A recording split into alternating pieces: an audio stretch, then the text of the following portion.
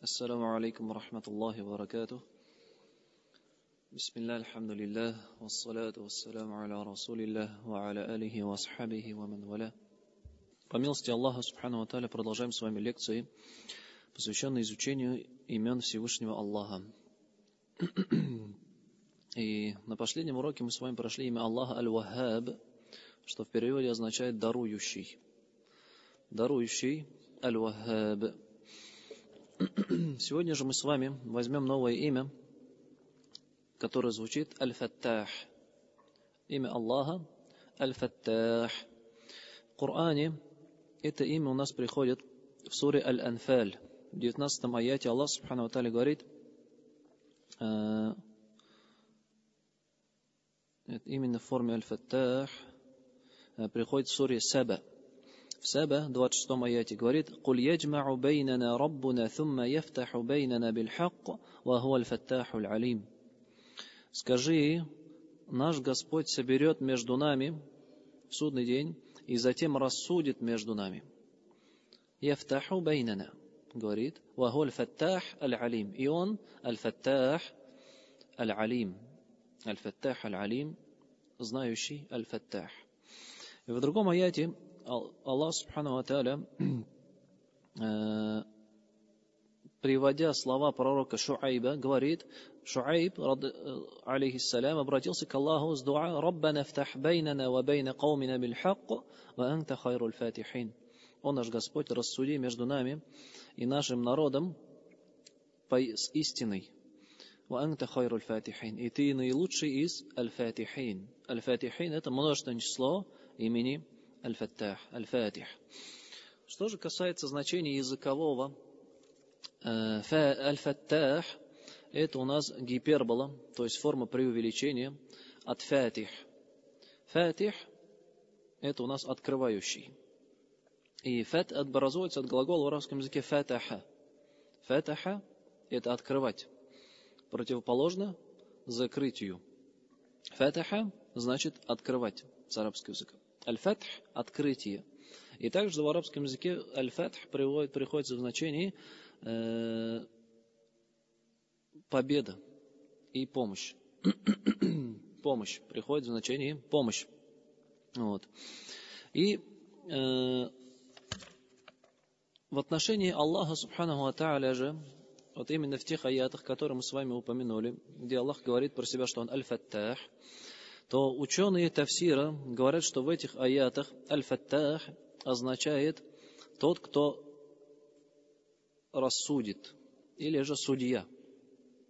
Или же судья. Аль-Фаттах значит тот, кто рассудит между своими рабами, или же, другими словами, можем сказать, судья.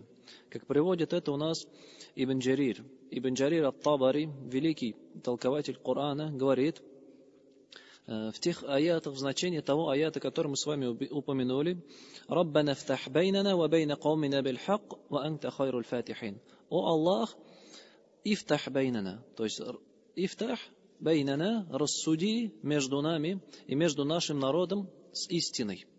С истиной, то есть по справедливости. По справедливости, в которой ты никого не ущемляешь. Ничьи права ты не ущемляешь.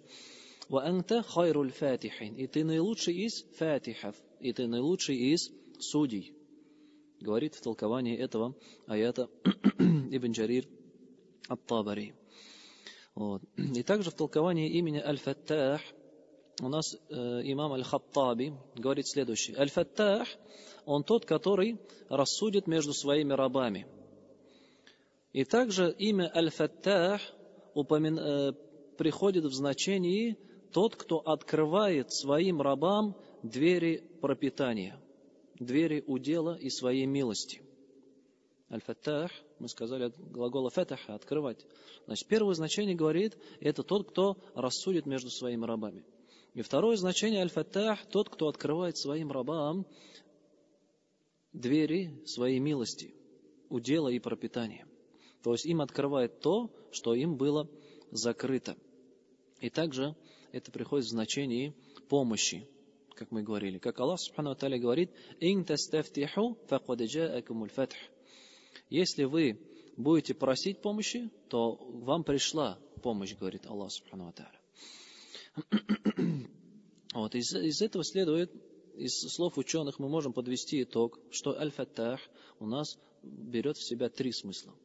Первый смысл Аль-Фаттах – тот, кто судит между своими рабами с истиной и справедливостью, как в этом мире, так и в следующей жизни.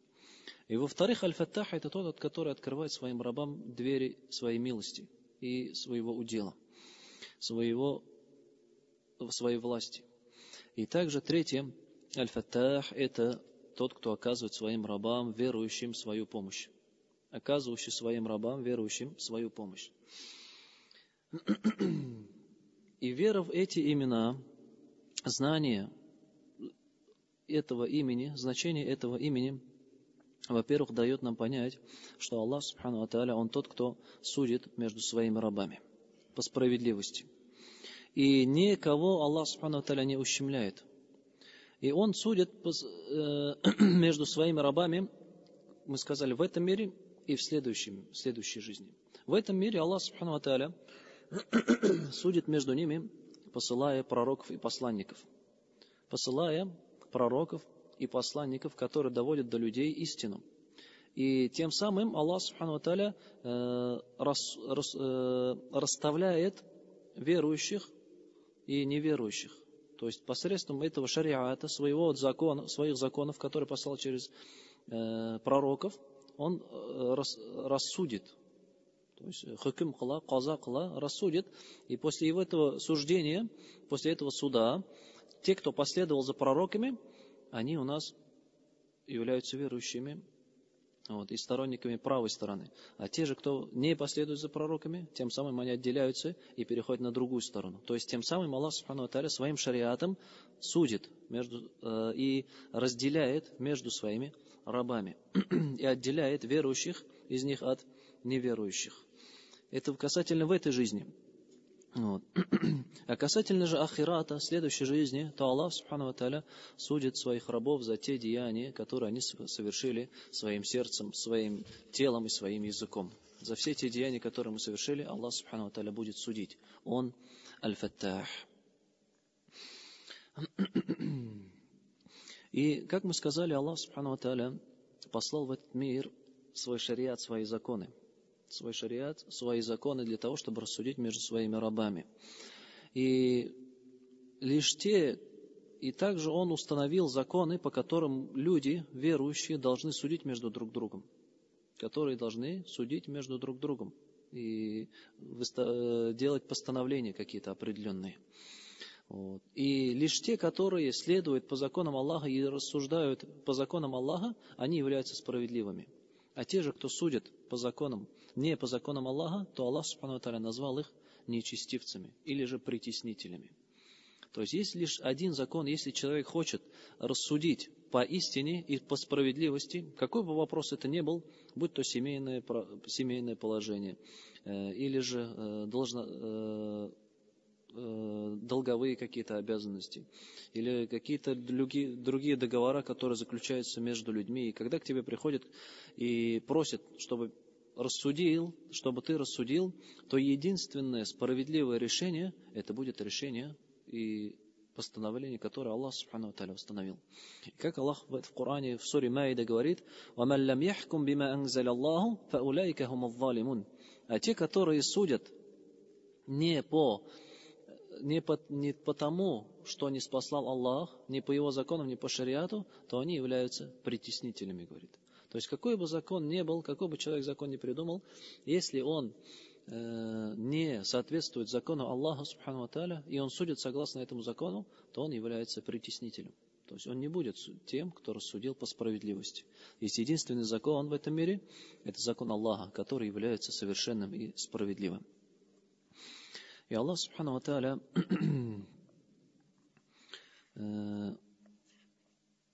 как мы сказали, в судный день рассудит между верующими и неверующими.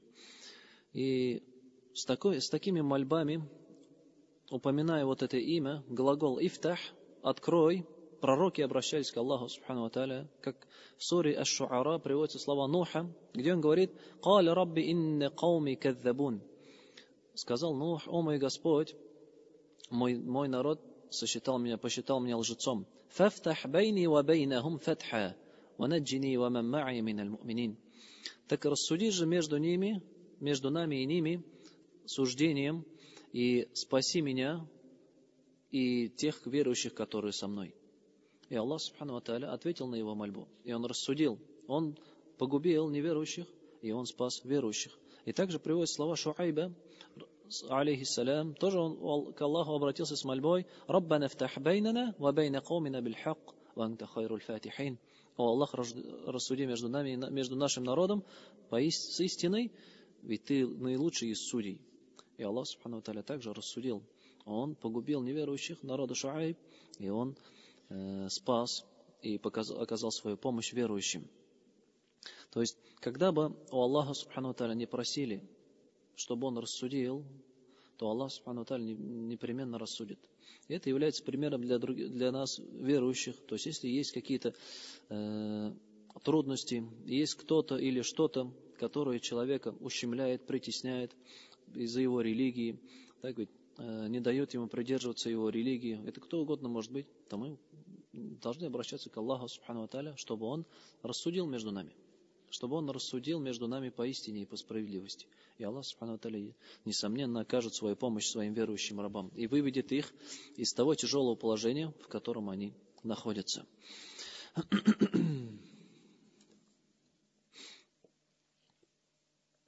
И также Аллах Субхану ва Тааля в Коране приводит слово мифтах, мафатих, тоже образующее от глагола фатаха, открывать. И приводит он эти слова в аяте, где говорит: «Ва индаху мафатихуль гайби ла я'ламуха илляху».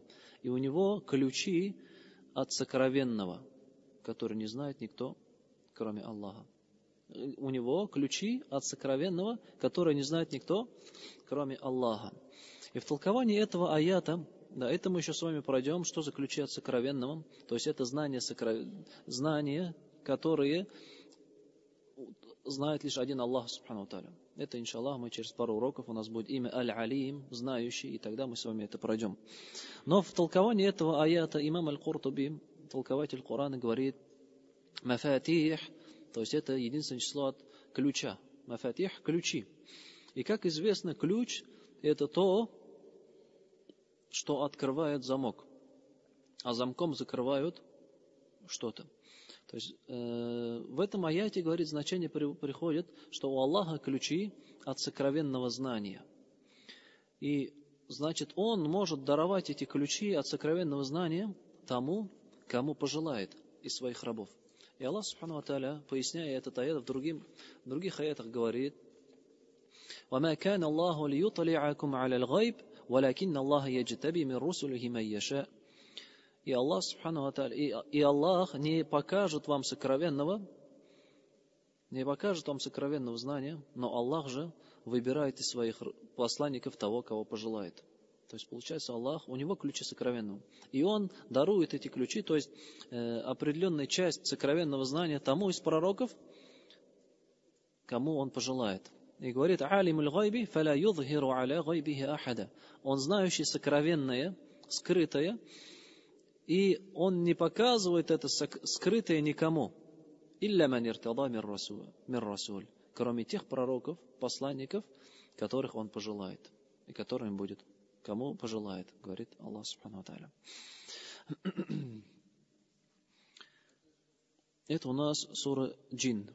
«Алимуль гайби фаля юдхиру аля гайбихи ахада». Сура Джин, джинны.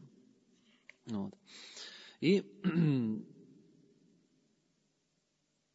как мы сказали, это первое значение было рассуждающий, тот, кто рассудит между своими рабами, как в этом мире, так и в следующем. И также мы сказали, рассудит Аль-Фатих, Аль-Фаттах, это тот, который открывает своим рабам двери ризка, двери удела и пропитания. Двери удела и пропитания. Вот. То есть открывает что-то физическое или же смысловое. Как Аллах Субхану ва Тааля открывает своим рабам пути и причины для достижения их целей. Для достижения их целей. Как, например, Аллах Субхану ва Тааля открывает нищему. Например, если нищий попросил у Аллаха «Рабби фтахли», то есть «О Аллах, открой мне», то что тут имеется в виду? То есть Аллах Тааля откроет ему двери богатства. То есть у него, получается, у нищего дверь закрыта, дверь богатства закрыта, ризк закрыта, прикрыта, и Аллах Субхану ва Тааля ему открывает ризк. Открывает ризк. Вот значение слова аль-фаттах, то есть открывающий. Открывает то, что рабу было закрыто. Бедному был закрыт ризк. Слабому было закрыто могущество, и Аллах Субхану ва Тааля ему это открывает. Незнающему было закрыто знание, и Аллах Субхану ва Тааля аль-фаттах, он ему открывает двери знания, двери познания. Вот. Мало знал, и Аллах Тааля ему еще открыл эту дверь знаний, и он углубился в своем знании. И какой бы ни был бы человек, каждый нуждается в открытии от Аллаха Субхану ва Тааля. У него есть знание, но у него есть могущество. Скажем, есть могущество, но нет знания. Вот, есть богатство, но нет знания. Он не может правильно распоряжаться этим знанием. И каждый человек нуждается в Аллахе, который ему откроет пути риска, пути удела, пути достижения целей. Вот. И Аллах Субхану ва Тааля сказал: «Хайруль фатихин». Он наилучший из открывающих. Наилучший из открывающих, то есть он открывает рабам то, чего им не хватает. И он единственный, кто может открыть то, чего рабам не хватает. Все в этом мире происходит по дозволению Аллаха Субхану ва Тааля. И также мы сказали, что Аль-Фаттах — это тот, кто оказывает помощь своим рабам верующим. Помощь своим рабам верующим. Как Аллах Тааля говорит: فَعَسَى اللَّهُ أَن يَأْتِيَ بِالْفَتْحِ أَوْ أَمْرٍ مِّنْ عِنْدِهِ. И, возможно, Аллах придет с открытием или же повелением от Него. То есть здесь имеется в виду открытием, то есть помощью. «Инна фатахна лака фатхам мубина», и мы открыли тебе явное открытие, говорит Аллах Тааля. И это тут имеется в виду мы оказали тебе явную помощь. В обращении к пророку, саллаллаху алейхи вассалям, Аллах Тааля говорит. То есть Аллах Тааля оказывает и открывает помощь тем своим рабам верующим, которые на Него уповают и которые полагаются на Него.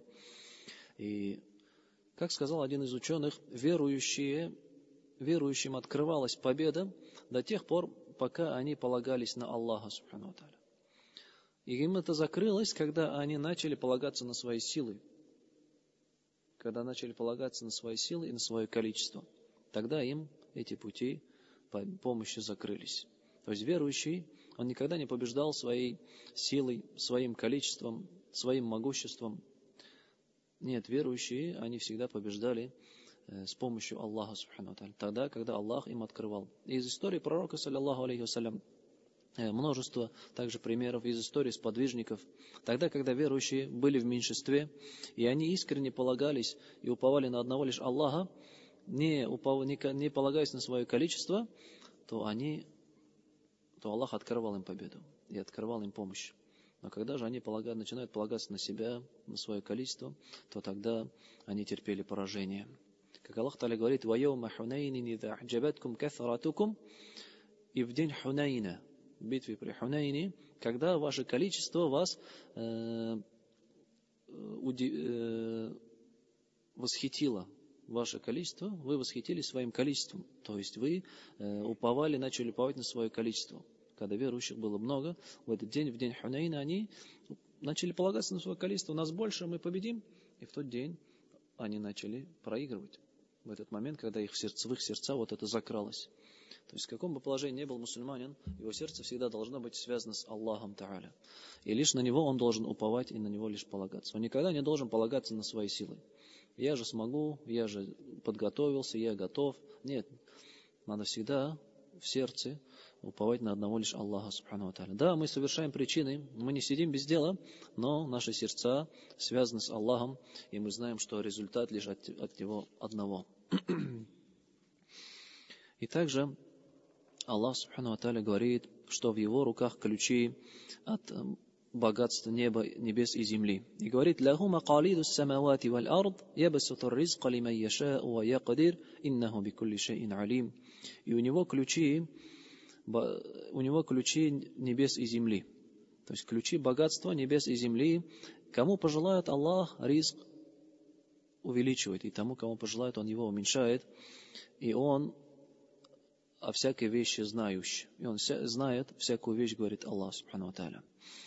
И также в другом аяте Аллах говорит: «Ма яфтахиллаху линнаси мин рахматин, фаля мумсика лаха, ва ма юмсику фаля мурсиля лах, мин ба'дихи, ва хуа аль-азизуль хаким». То, что Аллах откроет для людей из своей милости, никто не сможет ее удержать. Если Аллах Та'аля откроет своим рабам милость свою, удел, ризк, пропитание с небес и земли, то никто не сможет его удержать. А если же Аллах Та'аля удержит этот риск, этот удел, то никто не сможет его им дать. Никто не сможет им это открыть, говорит Аллах Та'аля. Мин ба'дихи, после него. Ва хуа аль-азизуль хаким, и он могущественный и мудрый. То есть весь удел, и верующий всегда должен это понимать, что все богатство лишь в руках Аллаха. И как бы мы ни старались, мы получим лишь то, что нам предопределено. И никогда не должен человек беспокоиться, что он уйдет что его ризк от него уйдет. Вот и тем самым, пренебрегая религией, пренебрегая религиозными постановлениями, бежать за этим риском. Нет, все в руках Аллаха, и верующий всегда это должен помнить. Если Аллах даст, то никто не сможет это удержать. И тут можно в примеры, говорит, привести народ Нуха. Народ Нуха, Ноя, когда Аллах субхану ва тааля им открыл врата дождя, открыл им дождь, врата небес, и с неба хлынул дождь. Да, дождь, это милость Аллаха субхану ва тааля, но тогда, когда она в меру. И в этот раз Аллах субхану ва тааля открыл им эту милость, открыл этот дождь, и этот дождь закрыл, настолько сильный дождь шел, что он даже закрыл верхушки гор, от которого и был погублен народ Нуха. И никто не смог этот дождь остановить. Это свидетельствует о словах Аллаха, где он сказал: если Аллах откроет свою милость кому-то, то никто не сможет ее удержать. Аллах им открыл, и никто не смог это удержать. Никто не смог остановить вот эти двери. И Аллах Всевышний в другом аяте говорит: وَإِنْ يَمْسَسْكَ اللَّهُ بِضُرٍّ فَلَا كَاشِفَ لَهُ إِلَّا هُوَ وَإِنْ يُرِدْكَ بِخَيْرٍ فَلَا رَادَّ لِفَضْلِهِ. Если Аллах пожелает тебе дурного, то есть тебе коснется дурное по повелению Аллаха субхану ва тааля, то никто не сможет отдалить, или же никто не сможет убрать это от тебя. Если тебя коснется дурное в жизни, что бы то ни было, то никто не сможет от тебя это убрать.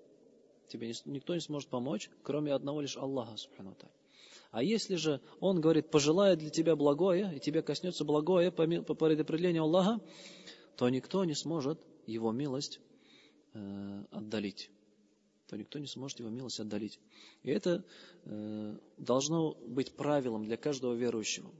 Для каждого верующего он должен взять это для себя правилом. И также он должен тех людей, которые в его воспитании, скажем, его семья, его дети, его внуки, он должен этому правилу тоже учить. То, что все в руках Аллаха. И если Он пожелает тебе благого, то никто не сможет причинить тебе вреда. Если же Аллах Та'аля пожелает, чтобы тебя коснулось дурное, то никто не сможет тебе помочь. И мы должны это всегда своему потомству тоже обучать. Своим детям, своим внукам. И пример этому пророк, саллиллаху алейхи вассалям. Да, в известном хадисе от Абдуллаха ибн Аббаса, радиллаху анху, когда я, говорит, был за пророком, саллиллаху алейхи вассалям, он обратился ко мне со словами: «О юноша, я научу тебя словам. Если ты просишь, то проси у Аллаха. Если прибегаешь к помощи, то прибегай к помощи к Аллаху. И знай же, что если все люди соберутся для того, чтобы тебе помочь чем-то, то они не смогут тебе помочь, лишь в той степени, какой предписал тебе Аллах. Если же все люди соберутся для того, чтобы тебе навредить, то они смогут навредить тебе лишь в той степени, какую тебе Аллах предписал. То есть пророк, саллаллаху алейхи вассалям, даже маленьким детям, Абдуллах ибн Аббасу, который даже не был тогда совершеннолетним, обучал вот эти основы религии, потому что это очень важно. Это акида, вероубеждение верующего, то, что должно быть в его сердце, то, во что он должен верить и в этом быть убежден. Вот если его сердце всегда связано с Аллахом, и он знает, то, что все лишь от Аллаха, то он не будет среди потерпевших убыток, как в этой жизни, так и в следующей. И также Аллах, субхану ва тааля, как мы уже привели в пример народ Ноха, порой открывает своим рабам блага и милости для того, чтобы эти люди, его рабы, впали в беспечность, думая, что у них все хорошо, и затем наказать их. Как в Коране Аллах Та'аля говорит: «Фалямма насу ма зуккиру бихи». И тогда, когда они забыли, о чем их увещевали, то есть забыли о религии Аллаха Субхану ва Тааля, «Фатахна алейхим абуаба кулли шей». Мы открыли им двери всего. «Фатахна». Мы открыли им двери всего. То есть все пути им открыли, все пути блага, ризка, пропитания, богатства им открыли, говорит Аллах Та'аля. То есть, когда они все забыли, отошли от религии, Аллах Та'аля, он не наказал их, а что он сделал? Он все для них открыл, все пути, все к богатству. Абуаба кулли шейин. Хатта иза фариху бима уту. И когда они обрадовались тому, что им было даровано, ахаднахум багута, фаидахум мублисун. Мы схватили их резко, говорит Аллах Та'аля. Мы резко их схватили. Резко их Аллах Субхану ва Тааля, то есть схватил, наказал и забрал у них все, что у них было, именно в тот момент, когда этому они обрадовались. Файдахум мублисун. И тогда они оказались среди отчаявшихся, говорит Аллах Та'аля. То есть не всегда богатство и удел, как мы уже об этом говорили, когда проходили Имар Разак, богатство и удел это не означает довольство Аллаха Субхану ва Тааля. Наоборот, это может означать гнев Аллаха на тебя. И поэтому некоторые сподвижники и праведные предшественники, они начинали беспокоиться, бояться, когда у них все шло хорошо, когда к ним не приходило никакое испытание. Они начинали бояться, потому что вот этот аят они знали. Аллах Субхану ва Тааля тем людям, которые отошли от его религии, открыл все пути. И они обрадовались этому. Они впали в беспечность уже. Они думали, что у нас все хорошо, что Аллах нами доволен. И тогда Аллах Та'аля их схватил, погубил их. И они оказались среди отчаявшихся. И также из того, что Аллах Субхану ва Тааля открывает своим рабам, это знание. Знание и мудрость, и понимание религии. И это понимание и знание религии, вот это открытие, оно дается человеку по мере его богобоязненности. И именно поэтому говорят ученые, что предыдущие поколения, первое поколение, сподвижники, те, кто был за ним табиины, потом те были за ним, и первое поколение ученых, знающих религию, они были более знающими и знали религию глубже, нежели те, кто пришли за ними. Потому что, говорят, у них они были более богобоязненными. То есть знание – это открытие от Аллаха. И это открытие дается по мере богобоязненности человека. И Аллах Та'аля в Коране говорит: «Ваттакуллаха ва юаллимукумуллах». Бойтесь Аллаха, и Аллах дарует вам знание.